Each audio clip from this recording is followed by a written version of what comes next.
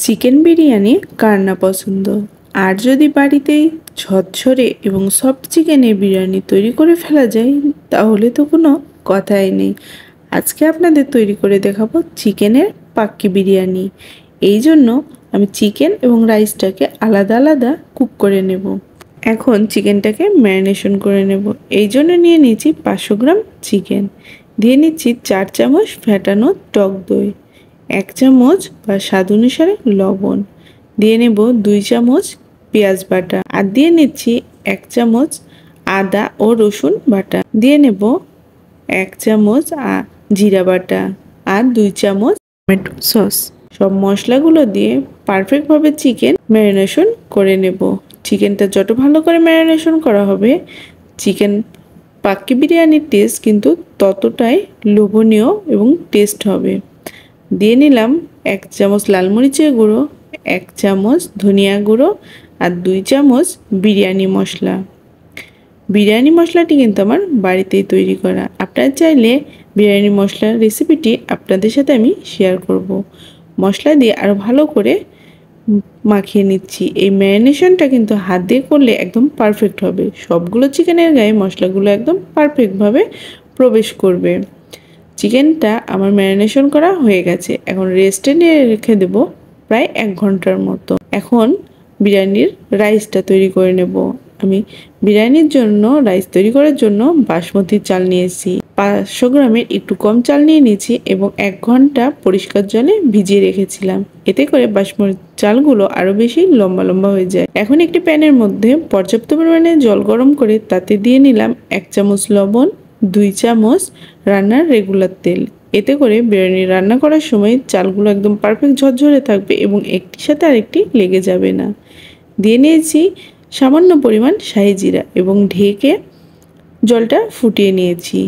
দিয়ে নিচ্ছি জল ঝরিয়ে রাখা বাসমতি রাইসগুলো। এখানে অবশ্যই আপনাদের সাথে একটি টিপস শেয়ার করছি।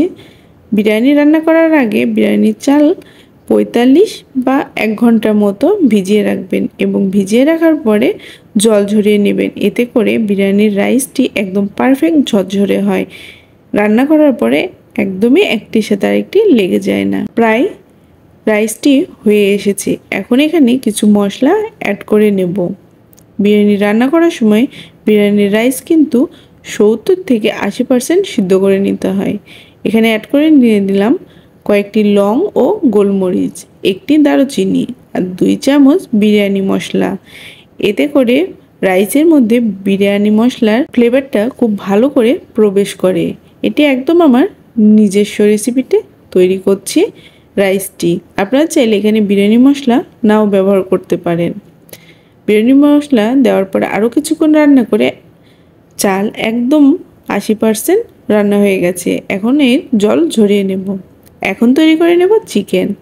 বিরিয়ানি রান্না হবে আর আলু থাকবে না, এটা তো হতেই পারে না। বিরিয়ানিতে শোস্টপার কিন্তু আলুই হয়, আর বাঙালিদের আলু কিন্তু অনেক পছন্দ। আলুটা আমি লবণ দিয়ে সিদ্ধ করে নিয়েছি এবং হালকা ভেজে নিচ্ছি। আলুগুলো ভাজা হয়ে গেছে এবং এক এক করে সবগুলো আলু তুলে নিচ্ছি। আমি 2টি ডিম নিয়েছি, ডিমগুলো সিদ্ধ করে নিয়েছি এবং হালকা ভেজে নিচ্ছি। আমার আজকের এই রেসিপিটি যদি আপনাদের ভালো লেগে থাকে, আমার ইউটিউব চ্যানেল থেকে দেখে থাকেন, অবশ্যই আমার চ্যানেলটি সাবস্ক্রাইব করে রাখবেন এবং পাশে থাকা বেল আইকনটি ক্লিক করে রাখবেন। এতে করে আমি ভিডিও দেওয়ার সাথে সাথে আপনার নোটিফিকেশনগুলো পেয়ে যাবেন। এখানে কিছু মশলা আমি অ্যাড করে দিচ্ছি। সামান্য পরিমাণ শাহি জিরা, একটি স্টার, 2টি তেজপাতা, লং আর কিছু গোলমরিচ। মশলাগুলোর থেকে যখন সুন্দর একটি ফ্লেভার আসবে তখন দিয়ে নেব 1 কাপ পেঁয়াজ কুচি। এনে পেঁয়াজ আমি একদম মিহি করে কুচিয়ে নিয়েছি। সবগুলো মশলার সাথে পেঁয়াজ ব্রাউন কালার হওয়া পর্যন্ত ভেজে নেব। আমার আজকের রেসিপিটি যদি আপনারা ফেসবুক পেজ থেকে দেখে থাকেন, অবশ্যই আমার পেজটি লাইক করবেন, ফলো দিবেন এবং বেশি বেশি করে ফ্রেন্ডস এবং ফ্যামিলির মধ্যে শেয়ার করবেন। এতে করে তারা খুব সহজে এই রেসিপিগুলো পেয়ে যাবে। পেঁয়াজগুলো ব্রাউন করা হয়ে আসলে আগে থেকে ম্যারিনেশন করা চিকেনগুলো দিয়ে নিচ্ছি। এখানে কোনো ধরনের জল আমি ব্যবহার করব না। কিছুক্ষণ নেড়ে চেড়ে এখন ঢাকনা দিয়ে ঢেকে রেখে দেব। এতে করে চিকেনের যে নিজস্ব জল থাকে এটি মাধ্যমেই চিকেনটি সিদ্ধ হয়ে যাবে। আর এই পর্যায়ে চুলার আঁচ মিডিয়াম রাখতে হবে। এতে করে চিকেনগুলো পারফেক্টভাবে জলে সিদ্ধ হয়ে যাবে এবং নিচে পুড়ে লেগে যাবে না।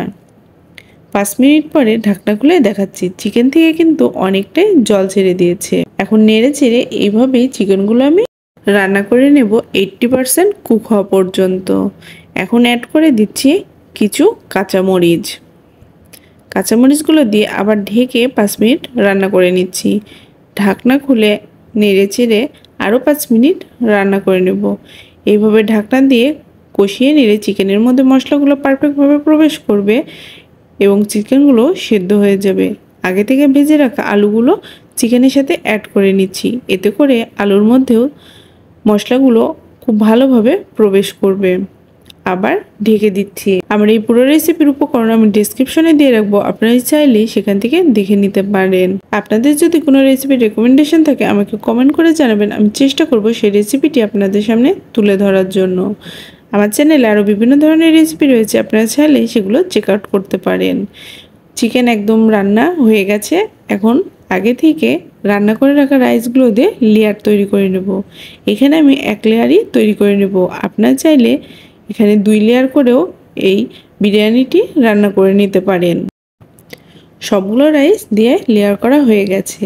অ্যাড করে দিচ্ছি 1 কাপ তরল দুধ। আপনারা চাইলে এখানে গরম জলের সাথে গুঁড়ো দুধ গুলিয়ে নিয়েও ব্যবহার করতে পারেন। দিয়ে নিচ্ছি 1 চামচ কেওড়া জল আর দিয়ে নেব 1 চামচ গোলাপ জল। এখন অ্যাড করে দিচ্ছি সামান্য পরিমাণে চিনি।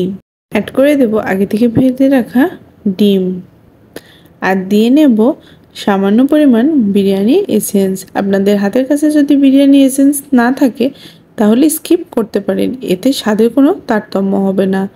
আরও ওপর থেকে দিয়ে নিচ্ছি 2 চামচ বিরিয়ানি মশলা। এখন দিয়ে নেব ওপর থেকে পেঁয়াজ বেরেস্তা, দিয়ে নিলাম সামান্য পরিমাণ কিশমিশ। আপনারা চাইলে আরও বিভিন্ন ধরনের ড্রাই ফ্রুট এখানে অ্যাড করতে পারেন। ঢাকনা দিয়ে ঢেকে ঢাকনার ওপরে যে ছিদ্রটি আছে এটি একটি লংয়ের সাহায্যে বন্ধ করে দেব।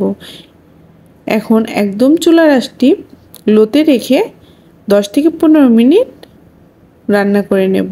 10 থেকে 15 মিনিট পর আপনাদের দেখাচ্ছি একদম পারফেক্টভাবে ঝরঝরে চিকেন পাকি বিরিয়ানি কিন্তু তৈরি হয়ে গেছে। আশা করি আপনাদের আজকের এই রেসিপিটি খুব ভালো লাগবে এবং বাড়িতে যদি এভাবে ট্রাই করেন অবশ্যই আপনাদের বিরিয়ানিও একদম পারফেক্ট হবে। বিভিন্ন অনুষ্ঠানে বাড়িতে কিন্তু এভাবে বিরিয়ানি তৈরি করলে ছোট থেকে বড় সবাই অনেক পছন্দ করবে। এতে করে চিকেন যেমন সফট হয় তেমন পোলাও চালটিও ঝরঝরে হয়। আপনাদের যদি কোনো রেসিপি রেকমেন্ডেশন থাকে অবশ্যই আমাকে কমেন্ট করে জানাবেন, আমি চেষ্টা করব সেই রেসিপিটি খুব সহজভাবে আপনাদের সামনে তুলে ধরানোর জন্য। আজকে এই পর্যন্তই, নতুন একটি রেসিপি নিয়ে হাজির হয়ে যাব। ততক্ষণ পর্যন্ত সবাই সুস্থ থাকবেন, ভালো থাকবেন।